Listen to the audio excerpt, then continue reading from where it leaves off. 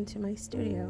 My name is Ariana and I am the owner and creator behind Nana's Creative Studio. In this video you'll be watching me make some Sinus Bombs shower steamers. These are used for when you have a stuffy head, you're getting over a cold, or you are just wanting to refresh and relax from a very stressful day. In this beginning portion you see me adding in the baking soda, which is an integral part of the shower steamers. It is the base that goes into them. Off to the side I've already mixed together my eucalyptus essential oil along with my menthol crystals.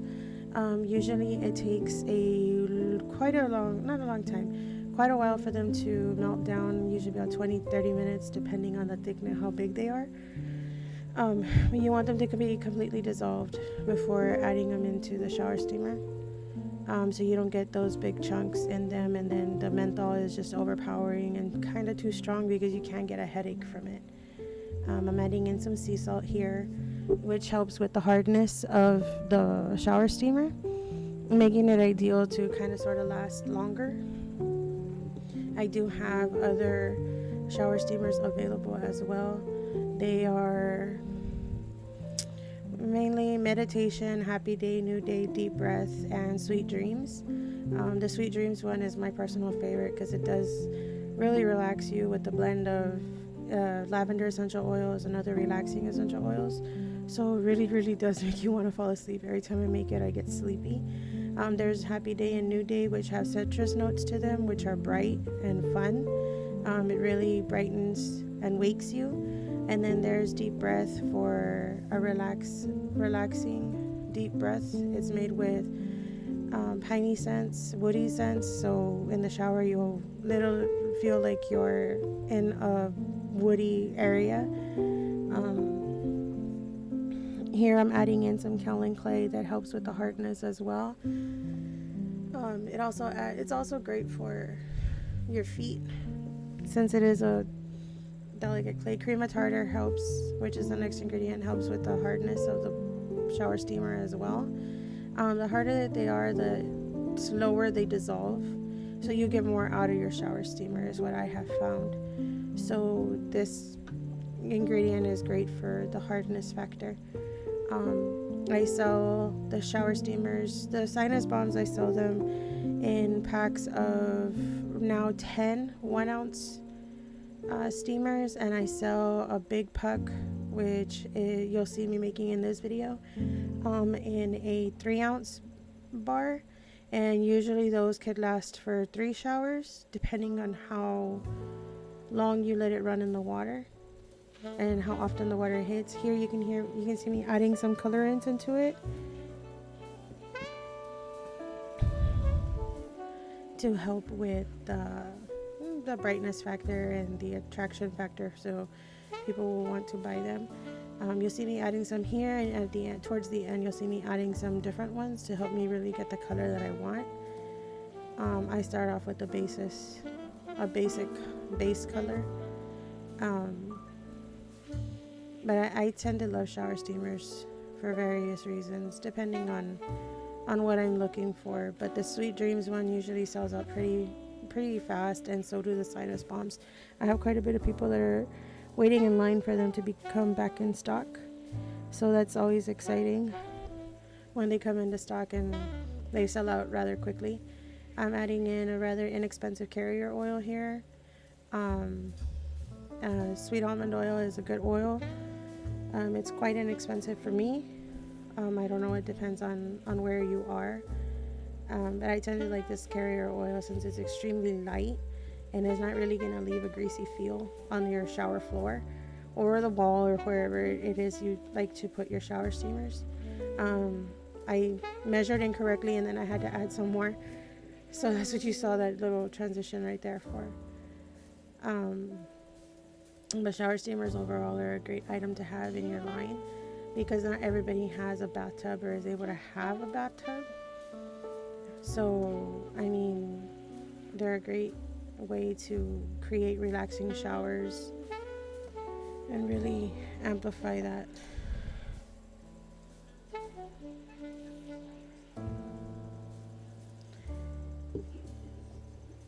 we add in some alcohol into these shower steamers, because although they provide some wetness here for the wet ingredients, as they dry, the alcohol evaporates, creating an even harder shower steamer, meant for them to last a little bit longer than you normally would if they weren't as hard, which is a great thing. To add in here, I'm adding in some Polysorbate 80. This is an emulsion. It helps to blend the oils together, as well as preventing an accident in the shower from the oils that are in the shower steamer. So it basically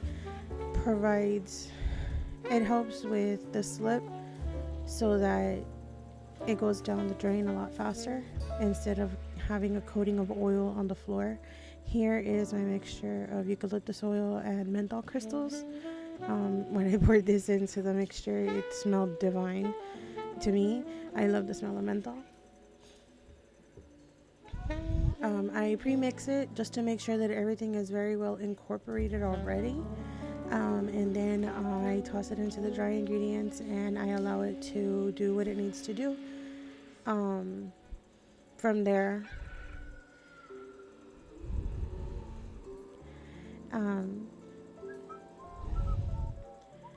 I like to make sure that I get as much out of the jars and the product into the actual making of the product, which is why I really like to scrape down my jars or measuring cups and stuff like that.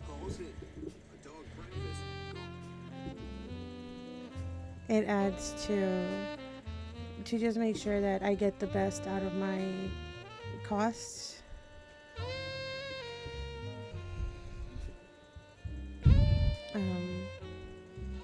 Next, I'm going to be adding in the ingredient that creates the bubbliness and the fizziness in the shower steamers when it chemically reacts with the baking soda. Just in contact with water, and it creates fizzy, the fizzy action that we see here at the end of the video. The citric acid goes in now, and I usually like to add it at the end just to make sure that all of the other ingredients are well blended together, so that I'm not over mixing it, although I don't think you can over mix it. I just want to be sure that the wet ingredients are very well incorporated into the dry ingredients that I already had. My citric acid was kind of clumpy, so I just stick my hand in there and I break up all the biggest clumps that I feel, and then into the pot that it goes. Now while that it is incorporating, I am trying to show you here the color that it is. You can see that it's a very pale green color, and that's not the color that I am looking for. I'm looking for more of a bright minty color. So I'm going to, here I'm also checking for the wetness factor to see how well it sticks together, and as you can see, it just crumbles right back out of my hand, and that's not the consistency that I am looking for. I am looking for a consistency that sticks well together, because in the molds I need it to stick together when it comes out. Here is where I'm going to be adding in the extra mica to get the color that I am looking for. When I think eucalyptus and menthol crystals, of course I think minty colors, which is what the end result is that I want with them. So I'm going to be adding in another combination of mica powders to get me the minty color that I am looking for.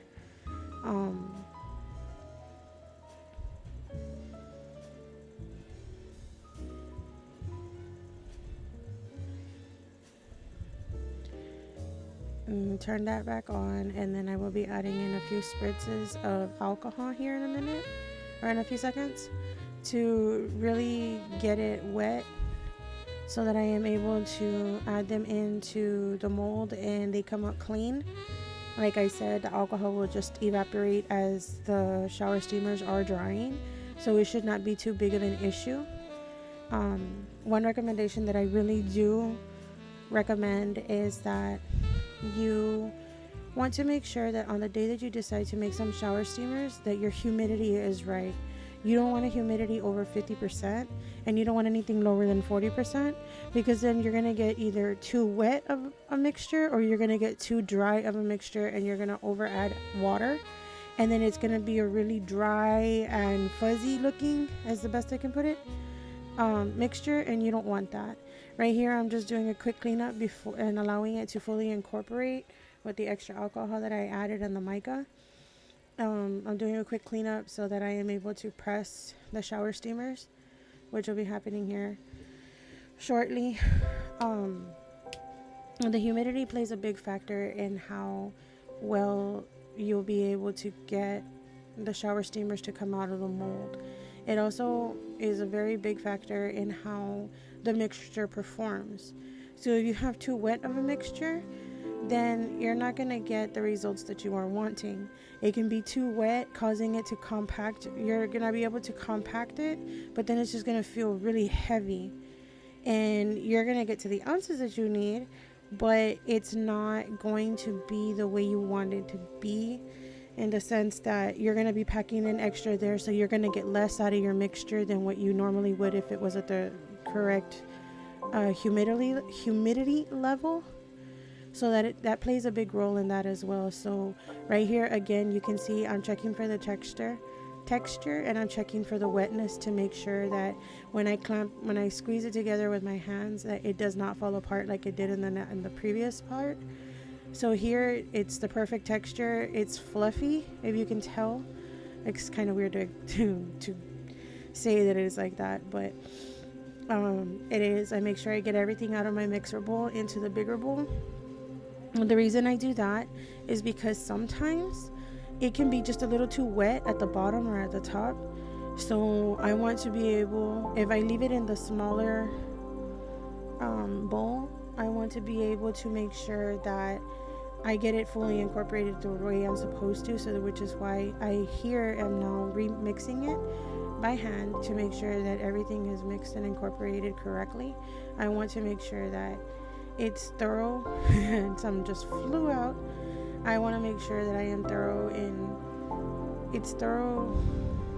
the texture and in the wetness. I didn't just have it on top, which is why I was mixing it by hand to make sure that it is fully incorporated into the entire mixture. You want to make sure that when you are doing these, that you have enough room on your work area. You don't want to, I just add a little bit of spritzes because as I'm going through making them and getting my mold and my tray ready and things like that, because now it really is an open air and it is a bigger bowl, it tends to dry out a little bit faster. So here you're going to see I am going to be getting my mold and my tray ready. I'm going to be working with a moon press, is what they're called, or moon cake press. I like these for the shower steamers because you can get a really pretty decoration out of it, and they're fairly simple to use. What I didn't remember here is that I had used this press to test out a new fragrance or a new essential oil blend, and I was making a smaller batch, so I didn't need it to be a 3-ounce puck bar type thing, and I'm trying to get to the ounces that I normally get to, and it's not working. So here you're gonna see me start to fidget with it and mess with it and trying to figure out, okay, well, why isn't it working the way it's supposed to? What's going on here? I try to pack it in as best as I can, trying to get to what I need to get to. And here you see me chunking it out, and now I am going to be adjusting it so that I can get it to the correct ounces, so that I can start pressing them. Once I get it to the correct depth, and once I get it to the correct ounces or grams, which is what I use. I use grams to weigh my stuff. When I get it to the correct grams, I am able to just fly making them, and they come out rather quickly.